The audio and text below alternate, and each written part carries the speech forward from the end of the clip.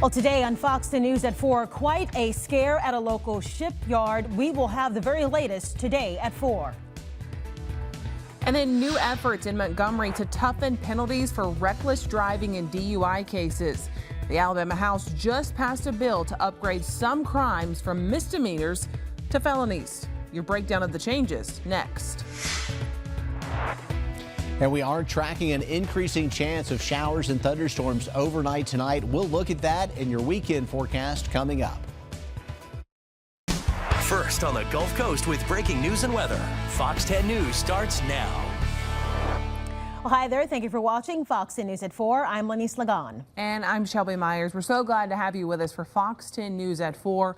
A lot to talk about today. A lot of news breaking and happening as we speak now. Yeah, developing story right now from Mississippi as Ingalls Security and Pascagoula Police are on high alert. This is all after a threatening note and bullet were found at the shipyard building. The find was made in a bathroom early this morning, prompting an immediate response from K9 units and the Jackson County Sheriff's Office. The police chief saying investigators are now reviewing the security footage. While social media rumors claim the shipyard was on lockdown, Ingalls management says operations are normal with an enhanced security. The threat did force the cancellation of a career event at the Port of Pascagoula, where 200 high school students were scheduled to tour. The administration saying that it pulled the tour out of caution. Police saying the investigation is active and they ask if anyone has information about what may have happened to call police. Well, happening now, a bill that would upgrade certain criminal charges from misdemeanors to felonies has passed the Alabama House. But it's not without controversy. Some Democrats question how the state's prison system will handle the potential rise in lengthy sentences. Alabama political correspondent Jessica Umbro joins us at our Capitol studio. Jessica, why is this coming up now? Well, there was another bill considered by the legislature today that would raise certain crimes from misdemeanors to felony charges in an effort to increase the penalties and the accountability for those who are committing these crimes. This particular bill, House Bill 266, would upgrade certain cases of reckless endangerment and it passed unanimously. These bills often get passed in a bipartisan way, at least this legislative session. For example, House Bill 243, which passed the chamber last week, increases the penalty for those who physically injure or kill people while driving under the influence from a misdemeanor to a Class B felony. But Democrats say they want to talk more about how the state's prison system is going to take on a potential influx of inmates. The lawmaker bringing the reckless driving bill today said he understands the concerns. There's a greater argument out there, yes, about our prisons overcrowded, and of course that's why we're building new ones. But we've done so many things in the last, since I've been here, in the last 10 to 12 years to take nonviolent offenders where they don't go to jail. In this session, we are raising more things that should remain as, misdemeanors up to a status of felonies. We won't know, at least for a little while, if the passing of these bills and if they do get signed into law, if they would end up increasing the prison population here in Alabama. For example, House Bill 266, the one that was passed today, would not take effect until October 1st. There, of course, are still a few more steps until we get there. The Senate would have to pass it, and it would also have to get Governor Ivey's signature. Live in Montgomery, Jessica Umbro, Fox 10 News. Okay. And again, that was our Jessica Umbro reporting. Alabama's top health doc has a warning, and it's not a matter of time, or not a matter of if, I should say, but when the measles will arrive to Alabama. Dr. Scott Harris says the Alabama Public Health Department is educating providers and healthcare facilities on the symptoms to look out for. Alabama, they say, is equipped to test for this virus. The CDC reports nearly 1,000 measles cases have been confirmed in the U.S. since the start of the year. The majority of those cases were from unvaccinated South Carolinians. USA Health's James Wisdom saying that when he was in medical school, he was told he would not have to deal with measles cases. Now he says they're flipping the script. And now it's something that we're having to kind of learn over again. One of the difficult things is just the way that measles presents. it just starts out as what seems like a bad cold or the flu, high fevers, cough, runny nose, red, watery eyes, and then that leads into a rash after a few days. So a lot of people are contagious without really knowing that they have the measles. The CDC says Alabama had one confirmed case last year, an unvaccinated child in North Alabama. The child has since recovered. Coming up later tonight at 5, we'll have a closer look at the number of cases in nearby states and what to do so you're protected.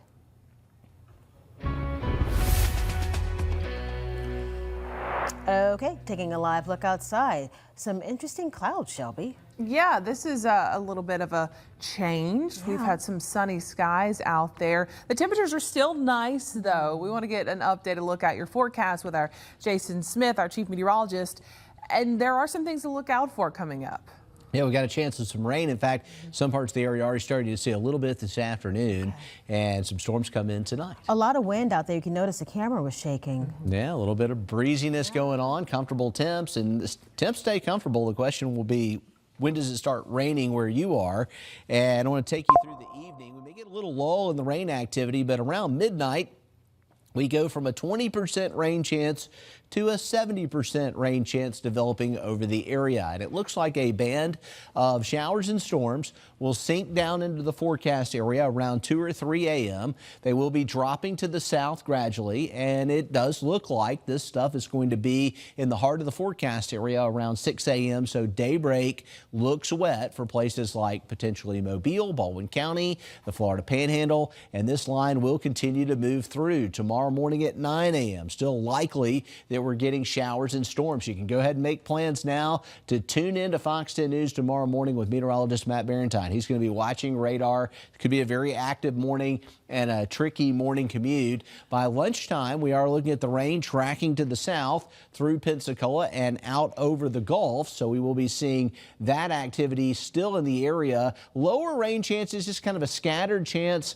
as we work our way into your Friday evening, and Saturday does look better, although we may see some low clouds and fog to start the day on Saturday.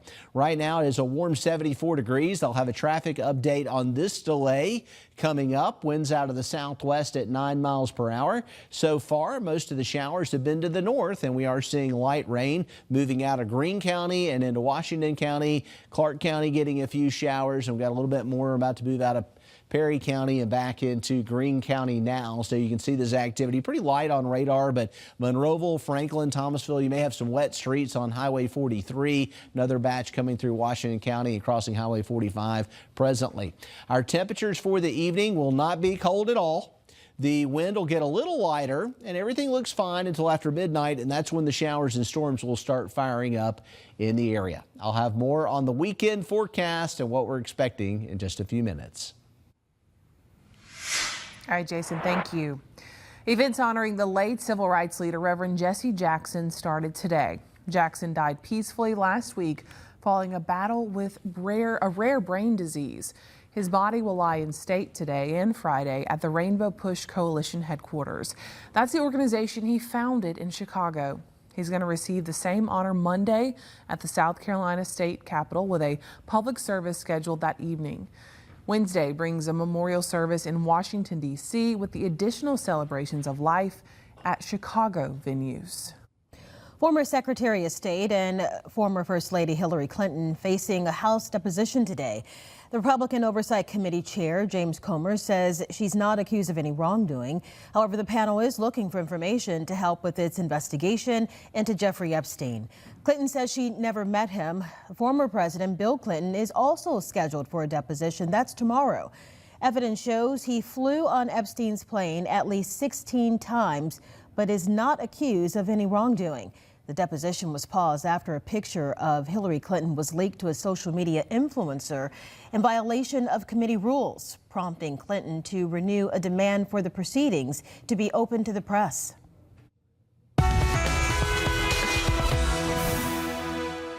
All right, looking at our traffic tracker right now, we are looking at a clear flow of traffic along Interstate 10, our Hampton Inn camera. And looking back towards Mobile, we are doing pretty good there, but we do have some delays, and I showed you that on our live camera earlier. Look at this, getting into the Wallace Tunnel here, I-10 eastbound coming up past Broad Street to Virginia Street. We've got a pretty sizable delay, and the roadway color is red, meaning that it's stop and go travel, and it's more stop than go. So not moving along well on Interstate 10. Your best bet is to avoid this, cut through downtown and get on the causeway if you can. Checking out our situation in Baldwin County, everything looks good, and in Pensacola, everything looks good for now. It is slowing down a little on I-110 westbound, but other than that, it looks fine. We'll watch as we get closer to the 5 o'clock rush hour. All right, Jason, that does not look like a pretty traffic sight, so thanks for keeping us updated. Well, Gulf Shore City's schools, leaders, and children spent the day turning service into a community-wide celebration. Our Stephen Moody has more on how students and volunteers gave back in a huge way. Gulf Shores Middle School was once again home base for Gulf Shores Gives Back Day. The day kicked off with a pep rally followed by service projects, all with one mission: strengthening and beautifying Gulf Shores. It's so exciting to have more than 3,000 volunteers giving back to our community today is really impressive. It's so important to show our community how much we appreciate them and for our students to connect with other members in our city. I have the pleasure of working again with the Toolbox Ministry from St. Andrew's Church. Last year we built an amphitheater for all of our children to use that's right in the state park, and we also helped with beautifying the Sensory Trail. We're going back there again, and I've got students that are really excited to contribute again and improve on what they did last year. Volunteers worked with local nursing homes, helping feed the community, landscaping walking trails, hosting car washes, and cleaning up parks and the beach. Every student treats it as a big deal. It makes me feel great because we all get to experience the sense of community that it builds between us, and we all just get to have fun together and giving back to our community. It really helps us all bond a little bit more. Taking steps to better the city they call home. I hope that students will develop a habit of community service. You know, we do this every year, and students start as early as pre-K participating in this community service day. So I hope after 13 years in our school system, they understand how important it is to give back. Stephen Moody, Fox 10 News. Well, ahead on Fox News at 4, a local podcast event is helping students score scholarships and find mentors. Stay tuned to find out about Podcast Palooza. Plus, a free speech fight for a pea-themed vanity plate. And then an elderly horse gets a Guinness World Record. We'll have those stories in today's Take a Look at This. First, a live look outside. Look at the waves rippling in the water. We do have red flags out there. Pretty soon, we're also going to have more people with spring break getting closer. Thank you for watching Fox 10 News at 4.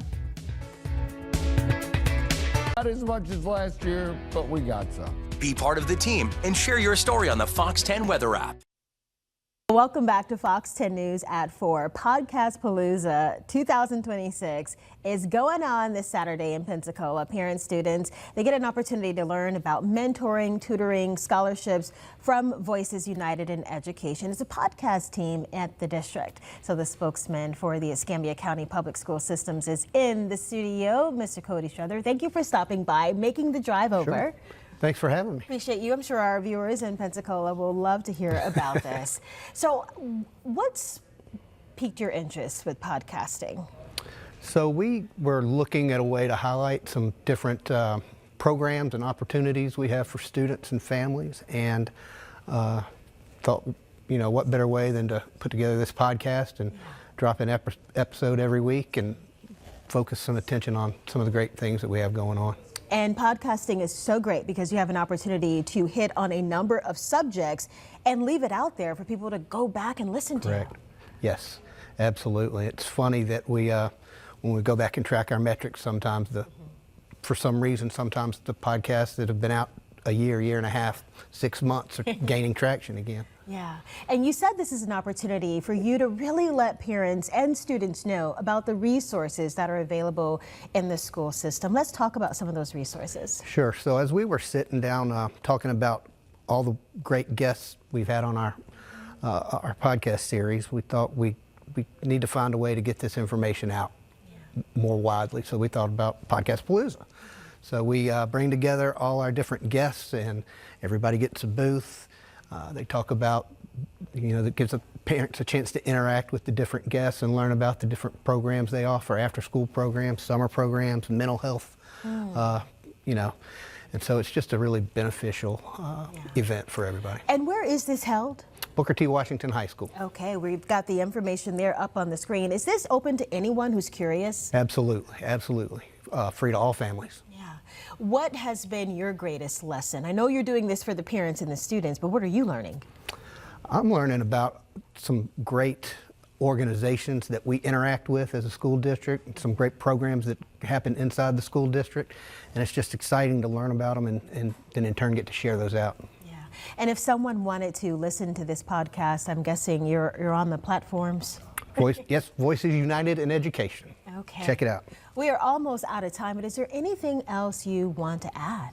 I just would invite anybody to come on out. I know if we got some people listening in Northwest Florida, just come on over to Washington High School. It's not a very far drive from here, so just come on out and enjoy the day with us. All right, and again, that is this Saturday. You've got the time on your screen from 10 to 1. That's a long time. Correct. Yeah. You're covering a lot then. We are. Okay. Thank you so much for stopping by. Absolutely. Thanks. We'll be sure to have this interview posted for you on fox10tv.com. That way you can watch it and share it with someone you know. Podcasting is great. You know we love it here at Fox 10. And go ahead and encourage and support the Escambia County school system with theirs.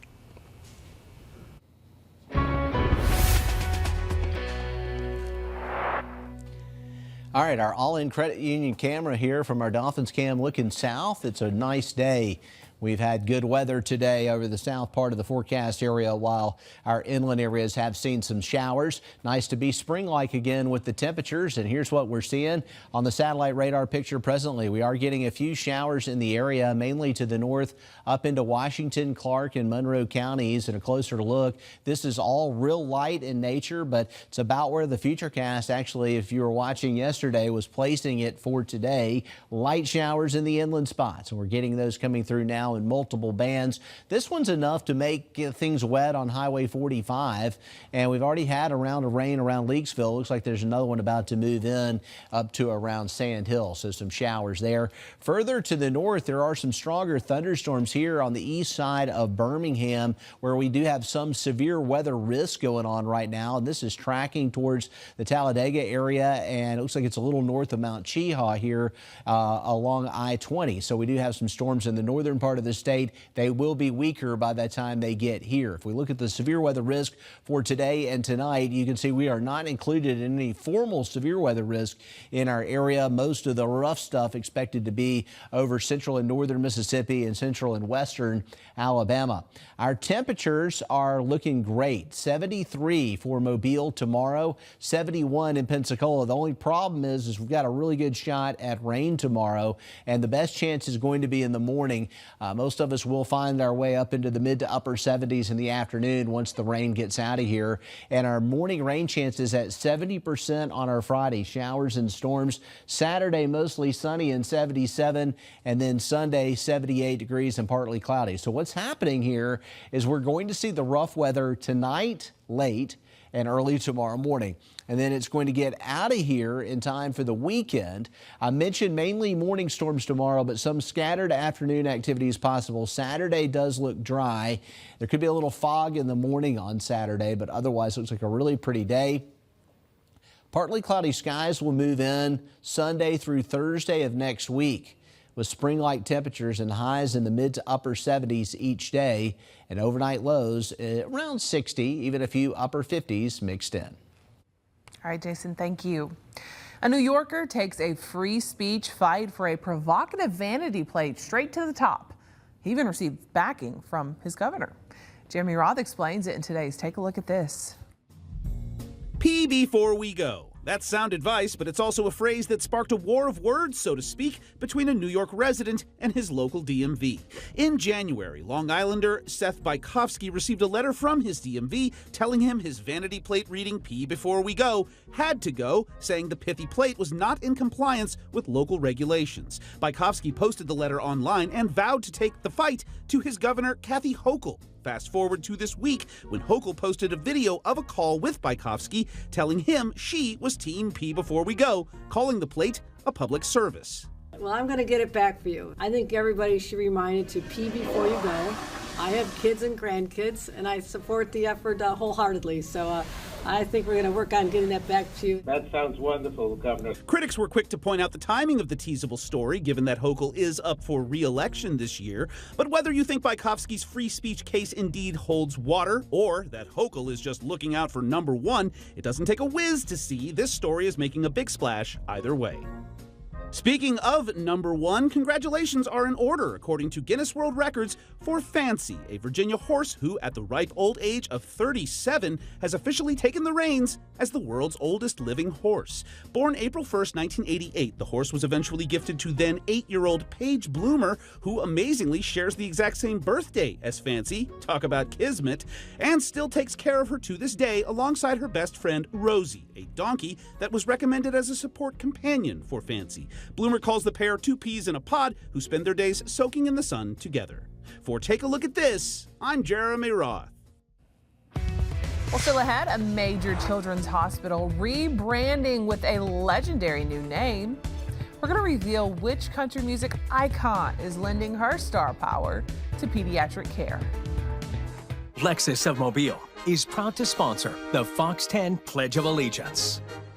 I pledge allegiance to the flag of the United States of America and to the republic to stand one nation under God, indivisible, with liberty and justice for all. The Fox 10 Pledge of Allegiance. Brakes starting at just $100. Sin City is honoring one of its own. Yeah, Las Vegas is renaming Park Avenue outside Dolby Live at Park MGM to Bruno Mars Drive. That was approved, the dedication, citing Bruno's deep connection to the city after a 9-year residency there. I'd say so. The 40-year-old Grammy winner wrapped up that residency on New Year's Eve. And now, of course, he's gearing up for the romantic tour, kicking off April 10th and 11th at Allegiant Stadium in Vegas. Oh, that is coming up fast. Tonight, Bruno Mars is expected to give fans a preview of the album ahead of the release. Fans will have a chance to connect with him in real time and in person on TikTok. That new romantic album drops tomorrow. The track, you know, the names of the songs, that has been released. I think that came out on the 17th. But this time, he's going to give you a preview ahead of the release of the album tomorrow. Okay. I'm excited for the album to come out. I know a lot of people are talking about his concert, and I was just telling you that my husband surprised me by saying, out of anybody who is relevant right now, still alive, out of anybody, if he could go to a concert, he said it would be Bruno's. Good choice, Zach. Yeah. I said, well, Lenise is going to be there. This will be my 4th time seeing him. He just does such a great show. And his single right now, I Just Might, it's a great song. Everyone can dance to that. He just brings up to me the old generations. Yeah. Michael Jackson. Yeah, well, he's 40. Yeah, So, I didn't realize he there we was go. 40. He looks so young still. Yeah. Don't we all? Yeah.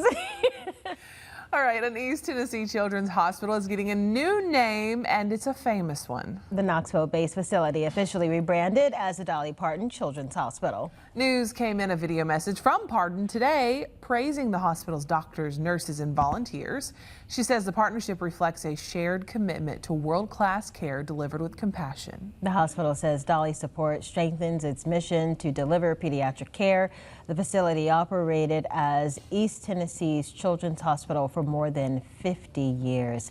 She just continues to with the generosity. It's one of the things that, you know, people love about her most, a kind, giving heart. Absolutely. I'm not surprised in the least bit that she's involved in this, and they're giving her this great honor. So congrats to Dolly, and yeah, she does it all.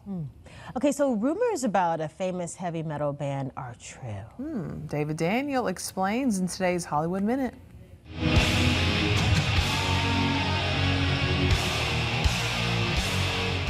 Metallica is headed to Vegas. The iconic band's Life Burns Faster Sphere residency is set for each Thursday and Saturday in October, with no songs repeated on subsequent nights, so fans who attend back-to-back shows get a new set each time. 2-night and single-night tickets go on sale March 6th. We had really good writers, right, on a show. Matt Dillon has a new show. MGM Plus says the veteran actor will star in The Magnificent Seven, an 8-episode series reimagining the classic 1960 Western. Dillon will play Chris Adams, originally played by Yul Brynner, and serve as an executive producer.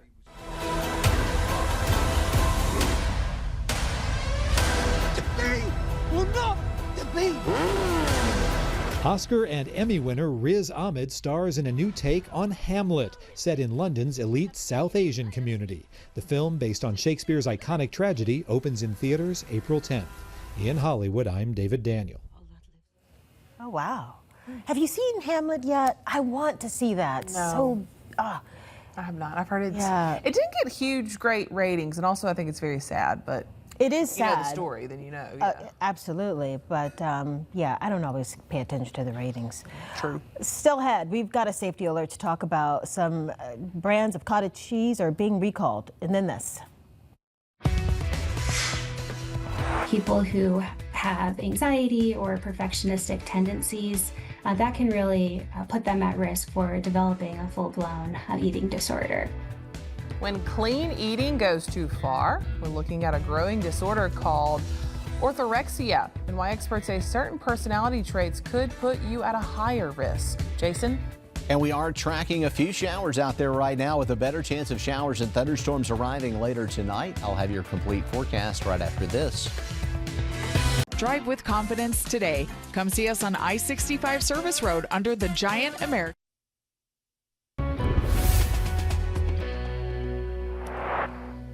All right, here's what we're tracking with our Eastern Shore Toyota Hyundai camera, and we do have some traffic delays. We'll have a complete traffic update coming up in about 10 minutes, some slowdowns at the Wallace Tunnel. We're also keeping an eye on your weather on our Fox 10 weather app, and there are some showers showing up right now on radar already. This is all light stuff, but it is going to continue to affect the inland parts of the area, Greene, Washington, Clark counties, maybe Monroe County with some of those showers. And here's a great picture we got in through our Fox 10 weather app. The sunset photos have been outstanding this week, and that bird in the lower left corner is a great blue heron, if you're curious as to what that is, and it's framed nicely in this shot here in the sky on fire at Dauphin Island. John Odell sitting in that picture there, so great shot. All right, here's what we have going on in our forecast for tomorrow, and it's going to be a wet start to the day tomorrow on your Friday, with showers and a few thunderstorms mixed in for Pensacola. In fact, there's the potential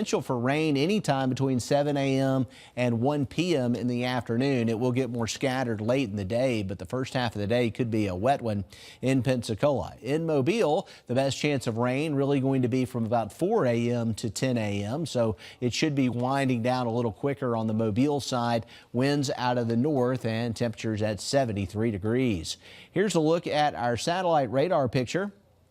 And we are looking at some showers showing up between Greene County, Washington County, and over into Clark and Monroe counties. We've got some rain there, and you can see the rain showing up right there south of Chatham. We've got some rain, also a little shower activity along Highway 98, so it is active with the rain that is showing up right now on radar. Further to the north, a little bit of shower activity near Thomasville, Franklin getting some light sprinkles at this time. Our Futurecast says that rain will stay in the inland spots. It may even weaken a little before midnight, and then after midnight, we'll start to see thunderstorms dropping down from the north. There'll be a weaker version as to what's happening right now in central Mississippi and central and northern Alabama, but we will see that line in place around 2 a.m. with scattered activity developing to the south, and the entire band right for that beginning of the morning, maybe even the morning drive, could be wet, so make plans to tune in to Fox 10 News tomorrow morning for that radar check with meteorologist Matt Barentine. He's going to be looking at traffic conditions too. And the rain and storms settle down closer to the coast by Friday morning. We do expect to see the activity improving by Friday afternoon in many locations. A high of 73 on Friday. The temperatures look great for the weekend, and so does the weather. We're not seeing any problems with rainfall on Saturday or Sunday. Highs are in the upper 70s, so we're seeing big improvements improvements there. 77 on Saturday, 78 on Sunday, overnight lows in the 50s. And talking about Friday, it looks like Friday, mainly the first half of the day, will be our best rain chance. But Friday afternoon, just a little scattered shower and thunderstorm activity, clearing by Friday night. If you have Friday night plans, we should be in good shape. And we'll be watching these showers popping up on radar, and coming up a little later on, we'll have an update with your 7-day forecast. We're also going to check out our traffic tracker.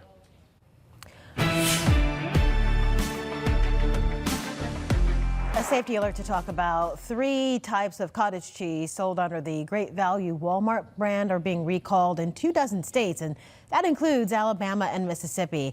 It seems the products may not have been pasteurized properly. The manufacturer, Saputo Cheese USA, voluntarily issuing the recall. The products were sold between February 17th and the 20th. So if you have this product in your refrigerator, take a look, don't eat it. You can take it back to Walmart for a refund. So far, no reported illnesses from this recall. Well, Fox 10 and Infirmary Health are hosting a free heart health screening event tomorrow. Yeah, you can get a complete cholesterol screening and blood pressure check, plus the results in 5 minutes, and you don't need to fast. It's being held at 3 locations, so it's accessible to as many people as possible. Pro Health in Mobile, Thomas Fitness Center in Fairhope, and North Baldwin Fitness Center in Bay Minette. We encourage you to come out and show your heart some love. The event is tomorrow morning from 8 until 11. It's free for the first 100 people at each location, so get there on time. A healthcare professional will be there to go over those results with you right on the spot. It's National Eating Disorders Awareness Week. You've probably heard of bulimia and anorexia, but what about an eating pattern called orthorexia? It's an obsession with consuming clean foods, which turns healthy eating into something harmful. Experts say it's becoming more common. And in today's Health Minute, Mandy Gaither has more on orthorexia and its red flags. It's a pillar of good health. Eating clean, whole foods is good for your body. But when what you eat becomes an obsession, that persistent preoccupation can turn perilous. We can't say that social media causes orthorexia, but it absolutely can add fuel to the flame. Psychologist Casey Goodpaster with Cleveland Clinic says orthorexia is a disordered eating pattern that's becoming more common. As people scroll their phones, they're constantly getting fear-based nutrition advice. People who have anxiety or perfectionistic tendencies, that can really put them at risk for developing a full-blown eating disorder. It may start with a desire to be healthier, but Goodpaster says over time, food rules become more strict and lead to the elimination of entire food groups, guilt or anxiety over eating food deemed off the plan, avoiding social situations that involve food, and spending excessive time either researching or preparing meals. She says all this can lead to nutrient deficiencies, hormonal changes, fatigue, even bone loss or other medical conditions. It can also lead to isolation. When food rules start to dominate people's lives, relationships, and other meaningful experiences can begin to take a backseat. If you suspect a loved one has an unhealthy eating pattern, she says to have a compassionate conversation and encourage them to seek help. Healthy nutrition should support your life. It shouldn't make you feel anxious, isolated, or pressured to eat perfectly. For Health Minute, I'm Mandy Gaither. All right, here's some good news for would-be home buyers. Freddie Mac says the average 30-year fixed mortgage rate is now just shy of 6% at 5.98%. It's the first time it's been that low since 2022. Experts say current homeowners with low rates don't want to let go of them. They say that could change if the average drops further.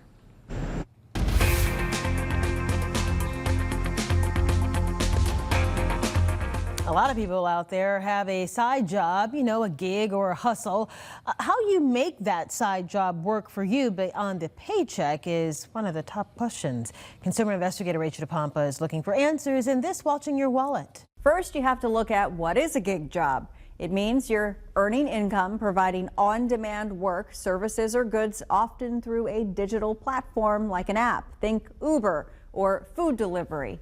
Stoy Hall, the founder and CEO of Black Mammoth, a financial planning and wealth management firm, says if that's you, you have to change your mindset and think of yourself as a business owner.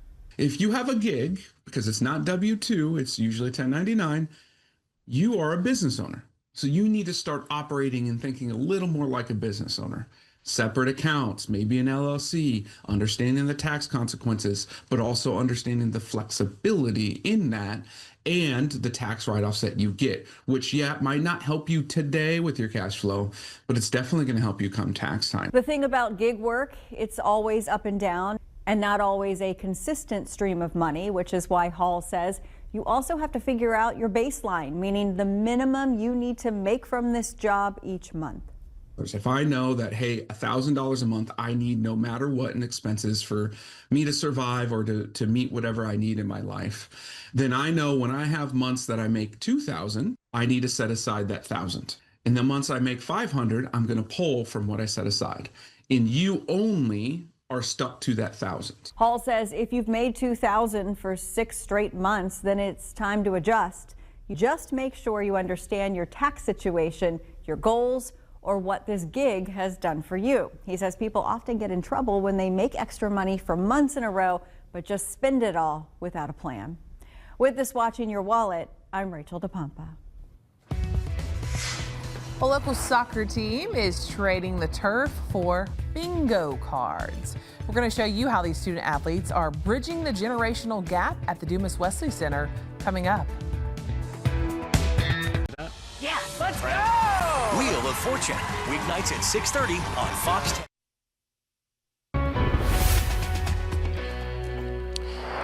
All right, I want to walk you through our future cast here because this is important. We got a chance of some showers and storms tonight, but tomorrow morning around 3 or 4 a.m., these storms are going to work a little further to the south. And then as we head into, say, around 7 a.m. for that morning drive, it looks pretty sloppy around here. So you can go ahead and make plans now to have to contend with some showers and thunderstorms. Our best chance will be in the morning. In the afternoon, it starts to get a little bit more scattered by the evening.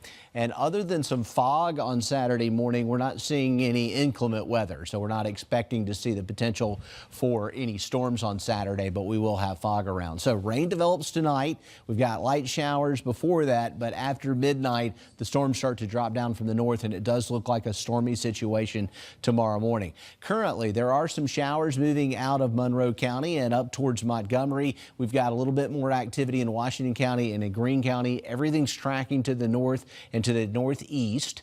And so we're not seeing the rain at this point developing for places like Mobile or Pensacola. It looks like a quiet evening so far. Bands of showers passing through Chatham. This one will end shortly, and then you've got another band coming over from around the state line, Knobtown area, crossing around Fruitdale. And there you see the range is going to continue to stream to the northeast with these light showers that are currently ongoing. Further to the north, we've got some pretty hefty thunderstorms up near Talladega and Anniston here. Most of this is east of Birmingham. There is a slight risk of severe weather over west Alabama and northern Mississippi, but we expect that band to weaken considerably as it heads our way. Here's that severe weather outlook, and it shows a level 2 slight risk for severe weather from about Canton, Mississippi up to Grenada and then back over towards Jasper and Birmingham, not quite reaching Birmingham. It looks like about to Tuscaloosa there on I-20 with that slight risk shading. Our forecast temperatures for tomorrow, we're going to have plenty of mild weather around. It's not going to be cold. We will have some rain and storms in the morning though, so that's not a lot of fun. And 73 in Mobile, 73 in Pensacola, and we will be in the mid-70s in places like Atmore, Calvert, and in Chatham. So we are looking at warmer weather inland, and we will have some rain tomorrow. Our forecast rain percentage is 70% tomorrow. The main emphasis between daybreak and noon, and we'll have that high around 73 degrees. Saturday, the rain's out of the picture. Mostly sunny skies and 77, 78 on Sunday. And next week, we've got more of this great spring-like weather. Look at the temperatures. They're steady at around 77, 76, 77. You know, a lot of consistency to the forecast. Overnight lows will be above normal too, and skies will be partly cloudy through the middle of the week next week. We're getting into March, and the weather's staying consistently comfortable. I like the looks of that. Thanks, Jason. Well, the University of South Alabama women's soccer team visited the Dumas Wesley Community Center this morning. The players played bingo with seniors there in the SAIL program. That stands for Senior Activities for Independent Living.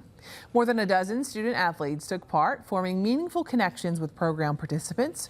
Organizers say these visits combat senior isolation while teaching students about community service. If you are a fan of Papa John's Pizza, your nearest location might be closing. The chain says it's going to shut down roughly 300 stores across North America by the end of next year, with about 200 closing before the end of this year. The company says the locations are underperforming franchises with low sales and no clear path for turning a profit. Papa John's is also cutting about 7% of its corporate workforce and trimming the menu, dropping certain items like some of the sandwiches and the pizza rolls. No word on whether any local stores might be on that list.